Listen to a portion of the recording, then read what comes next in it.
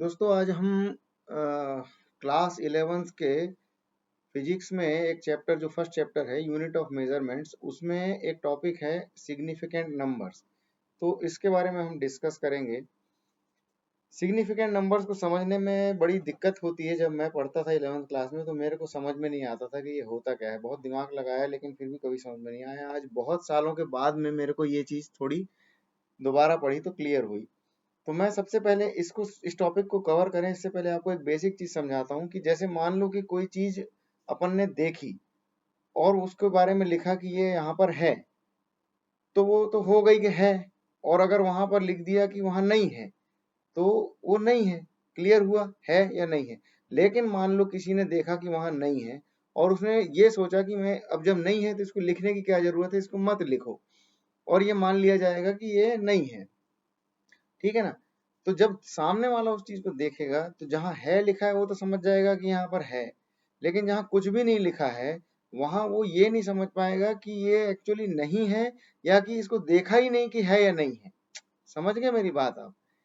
अगर वहां नहीं है लिखा होता तो मालूम चलता कि हाँ इसको देखा गया है कि वहां पर ये नहीं है।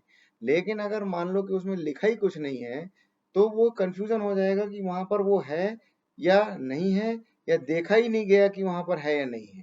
ठीक है ना। ये चीज अभी पहले आप दिमाग में रखिए, तब आपको सिग्निफिकेंट नंबर समझने में बड़ा मजा आएगा। ठीक है। तो सिग्निफिकेंट नंबर जो है वो एक्चुअली यूज होता है किसी भी मेजरमेंट को प्रिसाइजली यानी बहुत ही एक्यूरेसी के साथ में दर्शाने के लिए, लिखने के लिए यूज किया जाता है।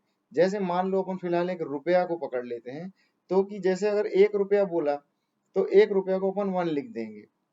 ठीक है। अब 1 रुपया 25 पैसा बोला तो 1 रुपया 25 पैसा लिख देंगे। मान लो बोला गया कि 1 रुपया और 254 पैसा है मान लो। ठीक है ना। तो अब ये इसको अगर अपन राउंड फिगर में लिख देते हैं तो 1 रुपया 25 पैसा लिखेंगे, लेकिन अगर उसमें वो जो 25 पैसे के ऊपर और जो चार भाग जो है, 1 पैसे के और जो 4 भाग हैं वो अपन को अगर दर्शाया गया है तो अपन को ये पता चल जाएगा कि ये 1 रुपया 25 पैसे से ज्यादा दिया गया है। ठीक है ना, या लिखा गया है, जो भी बोलो। लेकिन अगर वो चार को ना लिखा जाए तो ये नहीं पता चलेगा कि वो 1 रुपया 25 पैसे ही है या उससे ज्यादा है। ठीक है ना। अब अगर 1 रुपया 25 पैसे के ऊपर आगे एक जीरो लगा दिया जाए, 1.25 जीरो लगा दिया जाए, तो ये बिल्कुल निश्चित हो जाएगा कि ये 1 रुपया 25 पैसे से ज्यादा नहीं है। समझ गए मेरी बात आप। तो इसी तरह इसी चीज को एक सिग्निफिकेंट नंबर्स जो अपना टॉपिक है उसके लिए समझने के लिए अपन इस्तेमाल करेंगे कि एक किसी भी नंबर में सिग्निफिकेंट डिजिट क्या होता है। सिग्निफिकेंट का डिजिट का मतलब ये होता है कि जिन डिजिट्स का मीनिंग है यानी मायने हैं, जिन डिजिट्स का एक्चुअली महत्व है। ठीक है। तो जैसे कि अपन मान लो लिखते हैं कि 0.25 यानी लगभग 1 रुपए का चौथाई हिस्सा मान लो लिखते हैं। ठीक है ना।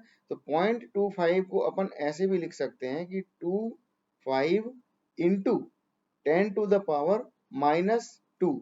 ठीक है। इसका मतलब ये होता है कि 10⁻⁻² का मतलब होता है कि 0.25 ही आता है वो। जैसे कि 25 को बटे 100 करोगे आप, 10⁻⁻² का मतलब क्या हुआ कि 1/100 यानी 25 गुणित 1/100 यानी 25/100 यानी 0.25 ही आया वो। ठीक है। तो हम जो भी सिग्निफिकेंट डिजिट या जो भी नंबर हम सिग्निफिकेंट नंबर की बात करते हैं उसको हम 10 to the power positive number या 10 टू द पावर एक नेगेटिव नंबर लिखकर हम उसको शो करते हैं। ठीक है ना। तो इसमें सिग्निफिकेंट डिजिट्स कितने हो गए, 2 और 5 हो गए। ठीक है ना।